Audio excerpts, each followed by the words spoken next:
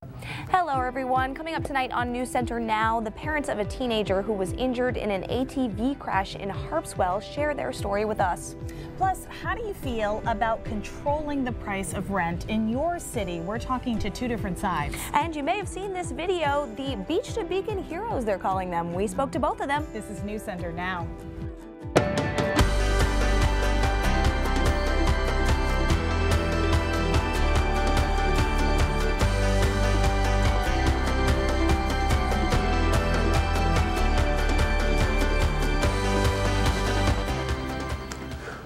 I will never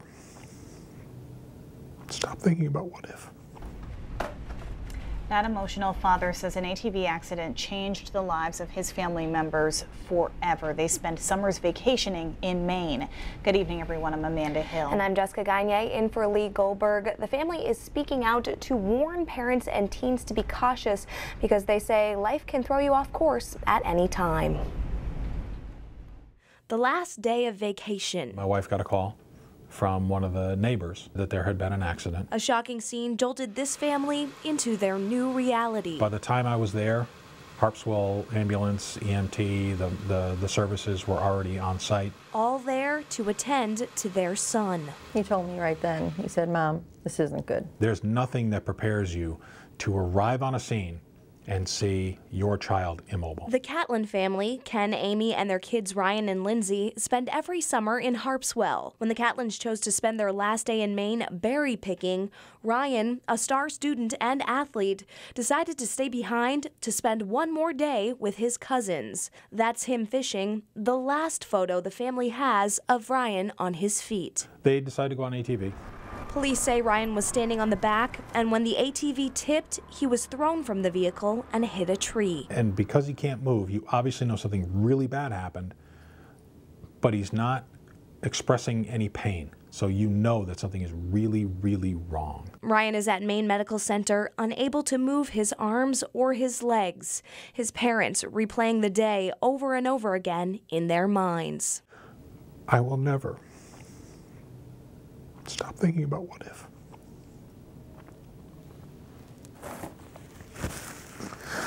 But from here on out, it's what's he going to do? Ryan wants his story to be shared. The A student is already coming up with ways to help others who face similar situations. He's thinking of how he can turn this negative into a positive. His parents hope their words will make others think twice and make safety a priority. This does happen to somebody, and it can be you. Ryan is at Barbara Bush Children's Hospital right now. The Catlins say he'll most likely go to rehab in Atlanta. They remain hopeful Ryan will get movement back in his arms.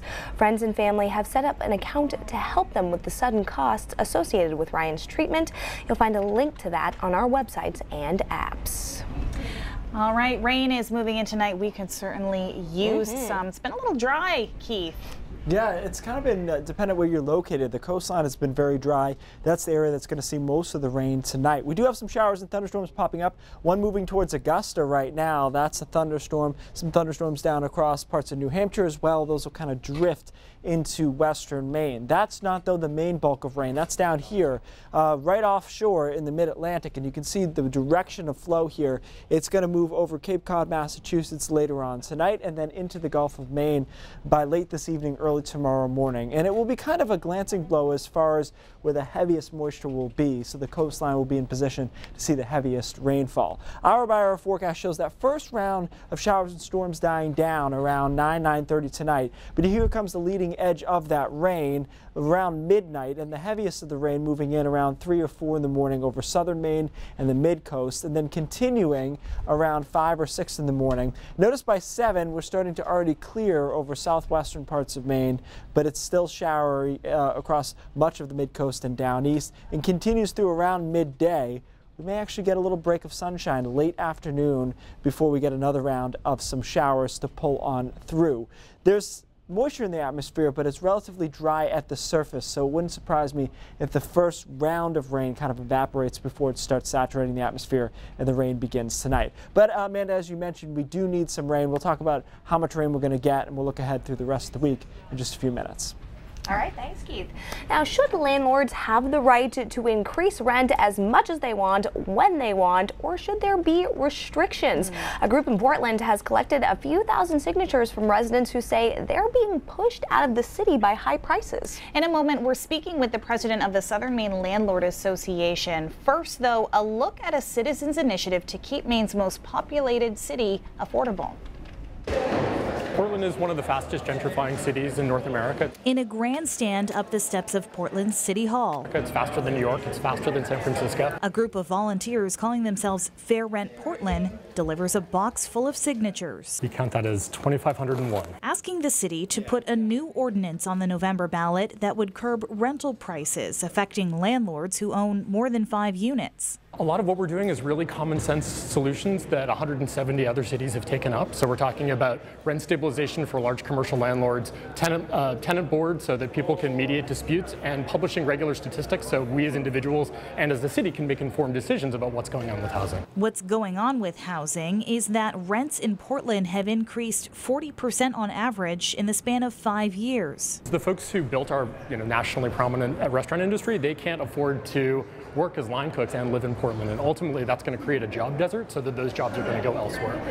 Our small businesses, Portland has the highest rate of small businesses in the country. Those small businesses need long-term employees to grow and thrive.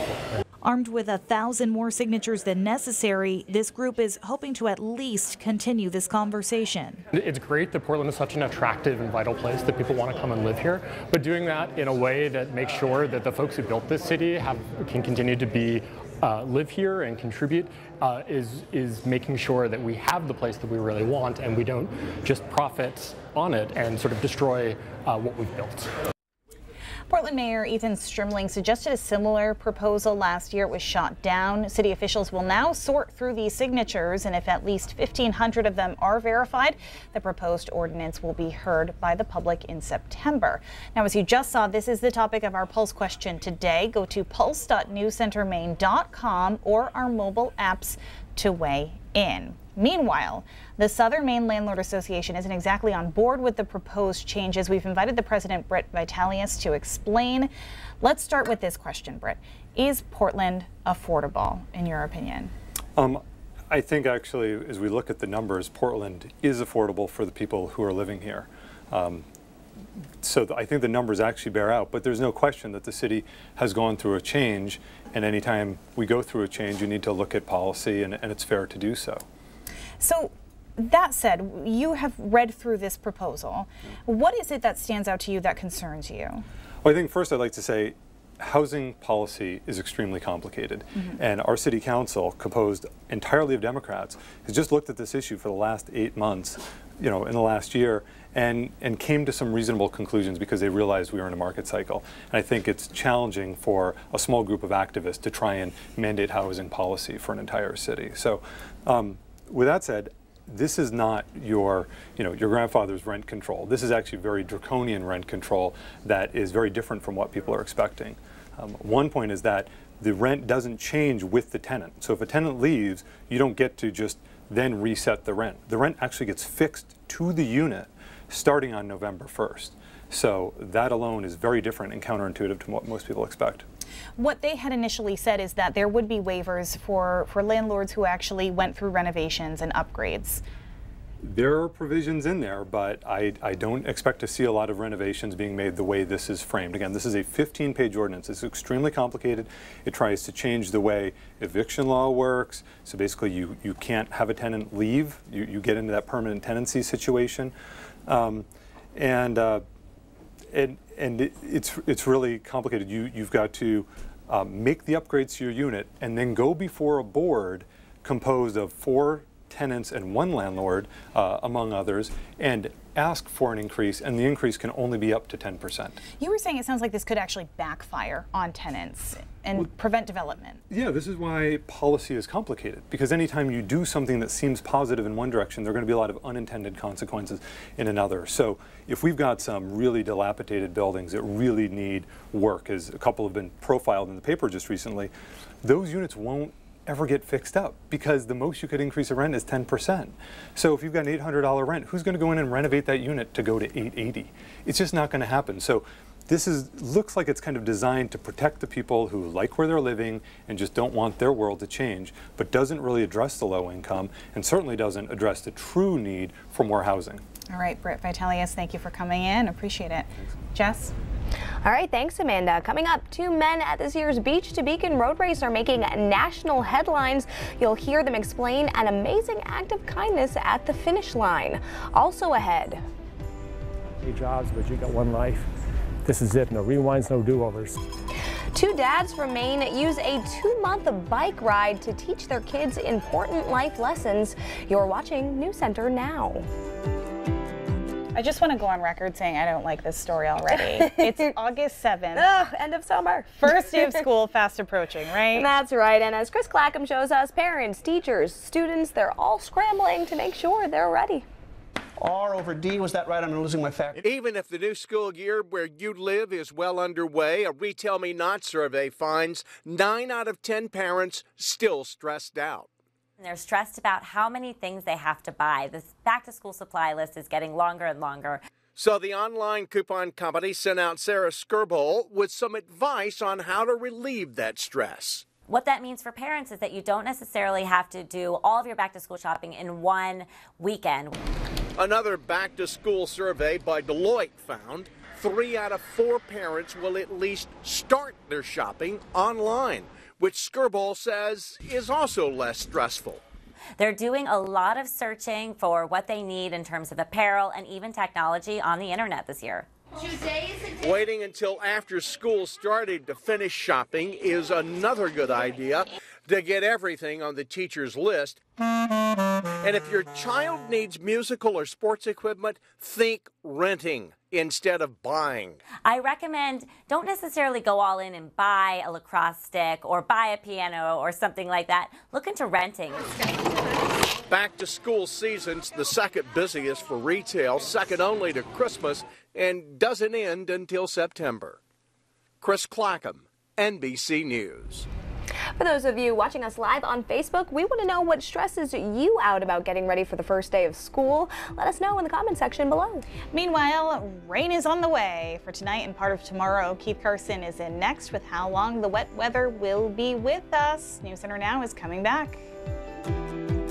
A moment at the 20th Beach to Beacon has captured national attention. A Maine Division defending champion, Jesse Orrick, collapsed near the finish line. Second place runner Robert Gomez carried him to first place. We caught up with both the men to reflect on their experience and the attention it's gotten since the race. Well, the first 5.5 miles went really well. And I wasn't really feeling like it was my day, so I was trying to hang on, and Jesse and other runners kept pulling away. Mentally, my body sort of just broke down. The reality that, you know, I'd come all this way and I might not finish was starting to hit me. And as we came around the turn, then I saw a few medical personnel scurrying about. And I said, that's odd. And I looked down and I see someone basically crumpled in a heap. And I gave a closer look, and within that half second I had, I sort of thought, that's Jesse. And then all of a sudden I felt, you know, someone, you know, grabbed me by the back of my shirt and kind of picked me up. He ran a better race than I did. He obviously gave more effort than me because he literally passed out from exhaustion, or fell over from exhaustion. So I really thought that it was the right thing to do to pick him up and carry him, because it wasn't, if it was a mile away from the finish, that'd be one thing. You know, and you're not gonna guide someone in for a mile, but he was right near the finish, and I felt like it was right there. He needed to get there. You know, what do you say after someone does something like that? I really don't feel like the attention is deserved. I really think that I am just a normal representative of what the Maine running community is all about. I just happen to be at the right place at the right time. He, you know, sacrificed, you know, his own spot to give it to me, something that, you know, it's pretty rare to see nowadays. There's a lot of, you know, selfish people out there. And I didn't really know what would unfold. A couple people said that they really thought what I did was special, and I don't personally think it was. I think it's something that pretty much everyone in the running community, in the Maine running community, would do. pretty cool You story. you would hope that everyone would do that, but Right. I'm not sure that's the case. You would run them over, wouldn't you? No, I'm a softie at heart. You know, when it comes down to it. Amanda, I saw how she got jacked up for that clam festival, though, so I wonder. Oh. Clam shucking? Oh, if anyone Just hurt shucking. themselves clam shucking, I would leave them in the dust. Yeah. You are defending champion. Leave them in the dust, yes. 100%. They did win. That's what's important, right? What are we Weather, talking I about? guess, what do we Rain. have to do now? It's going to rain. Yeah. It's going to rain a little bit. It's been a while along the coastline since we've seen rain, and here's some thunderstorms popping up ahead of time. One right over Augusta right now, if we zoom into that cell. This is independent of the larger area of rain that's going to come through later on tonight, but you can see that thunderstorm rolling through there. Quite a few in the mountains, one to the north and east of Rumford as well. But the story has been that the rain has largely stayed in the mountains and foothills. Well, that'll change with this system here, which will move offshore into the Gulf of Maine tonight and early tomorrow morning and give the coastline some rain. So you can see it moving in later on tonight. Heavy rain early tomorrow morning, pretty much everywhere but Aroostook County, raining around 6, 7 a.m. and continuing through mid-morning before we finally clear out during the afternoon, and we may actually see a little sunshine tomorrow afternoon when the rain is done. And then we set up for 2 beautiful days, Wednesday and Thursday, that just have an isolated shower chance in the mountains, but most of us are dry and pleasant both days. As far as rainfall amounts, it's not huge. We're looking at about a ½ inch. I think that might even be a little high. I think a lot of us will come in between 1/4 of an inch and a ½ inch along the coastline, and then lesser amounts as you head away from that. It does, though, correspond well with areas that are placed in drought risk right now. Abnormally dry from Portland all the way up through down east, and parts of down east, actually, Calais included, are in the moderate drought zone. So this will help a little bit. Certainly not going to solve the whole problem. Again, looks nice Wednesday and Thursday. Widely scattered showers possible on Friday, but I think most of Friday is a good-looking day.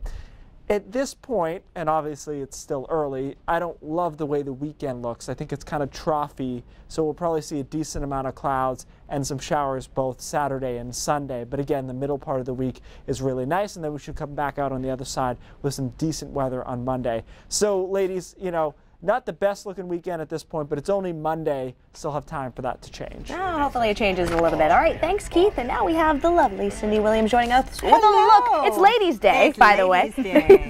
What's coming up at 5:30? We got a lot of news coming up at 5:30, including that man who went on a shooting rampage, killed 2 people, injured 3 others. He is learning his sentence today. We're in court as Anthony Lord is learning his fate. His rampage happened in 2015, and prosecutors wanted him to spend the rest of his life in prison. We'll let you know what the judge decided. And crews are cleaning up after a tornado swept through a shopping area in Tulsa, Oklahoma. The damage is widespread, and dozens are recovering from injuries. We'll look at questions people are asking about why the twister touched down without warning.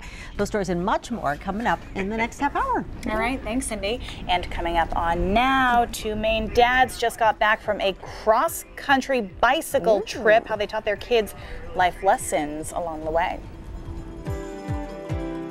Updating the results of our Pulse question, should there be a limit on how much landlords can charge? 61% say yes. 39% no. And you still have time to weigh in, so if you want to get your voice heard, go to pulse.newscentermaine.com or our mobile apps.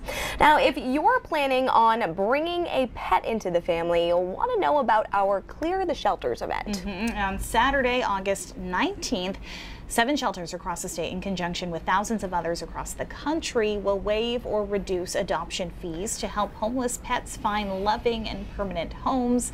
You can find a list of the main shelters taking part on our website or our mobile app. News Center will have on-air coverage of Clear the Shelters Day, and we will introduce you to some of our own shelter pets. Biking across the country. It's a bucket list item for many Americans, some doing it for sport and some for a good cause. Right, but one group of dads in Yarmouth just came home from a 2-month bike ride. News Center's Christina Rex shows us how they took it as a parenting opportunity. A lively homecoming for 3 dads and 4 teenagers finishing a journey they'll never forget. The things that we accomplished together as a group, going up the Bighorn Mountains, and even simple things like a rainstorm that we had 2 nights ago. Some even quitting their job to make the 2-month ride. You will have many jobs, but you got one life. This is it. No rewinds, no do-overs. There were ups and there were downs, but the dads say they planned this trip for their teenagers for a reason. There are things that my boys have to learn about themselves that I can't teach them. Kindness towards strangers, sense of curiosity. Typically we start our mornings with our cup of coffee listening to what's wrong with the world. And this summer was about what's right with the world. So we were trying to set up a circumstance, an adventure, where they could learn all these things together. Every single day you have to get on that bike. You don't want to get on that bike, but there's no other way. Every new challenge and every interaction brought with it a lesson. One that the kids say they'll keep in their back pocket forever. I feel like it'll help me through hard times, because there's a lot of hard times on the trip. You just have to get over it. I don't know. Just you have to know that not just physically, but mentally, hard things won't last forever. While some of the families say they're happy to finally be home, others say, I want to keep going. In Yarmouth, Christina Rex, News Center. Just want to quickly update you on this rent stabilization story we brought you earlier. Petitions were passed into the city in order to put a referendum on the November ballot that would stabilize rent in Portland. Just found out from our partners at the Press Herald that the city says that they did not make the cutoff for November, so it will not be on the November ballot. All right, the city's on the map. What can you do? Let's take a look at today's Brain Drops. Viewer question, I love to get these. She said, we own a sailboat, and I've asked other people this, if I'm stuck in a thunderstorm and we can't get to shore, where's the safest place for me to be in my sailboat? Sure. So the canned answer to all of this is, don't be on the sailboat. On a sailboat in a thunderstorm. But if you can't make it to shore, you have to think about the physics of this whole thing, right? It's going to want to strike the mast in this situation. Not every time, but 8 out of 10 times, you're going to get hit by lightning if you're out in the ocean, you have a mast sticking up. So as far as solutions, if you have a cabin to your sailboat, my suggestion would be that you would be in the cabin, but you would be close to the exit. And the thinking here is that you could get hit by lightning, the boat could, and it could actually start a fire on the boat. So you don't want to be so deep in the cabin that if there's a fire in the boat, you can't get out. And you may ask yourself, why is that gentleman on a hammock? Right. This is something I was just kind of spitballing around. The problem with lightning is it discharges and it's going to go around the shell of the boat, through anything metal in the boat, and then out into the water. You don't want to be touching anything that the lightning is going to discharge through. So if you had a hammock or something that you could be somewhat suspended, that would be the absolute safest. And when you're not using it for that, you have a hammock on your boat. What about a rubber hammock? Yes. Even well, better. Rubber isn't the insulating value in a car, by the way. It's actually the metal frame of the car. It just blows the rubber out on the way out. Okay, that's 2 brain drops. That's another brain drop. We can do that one tomorrow. Nailed it. All right, News Center at 5:30 starts right now.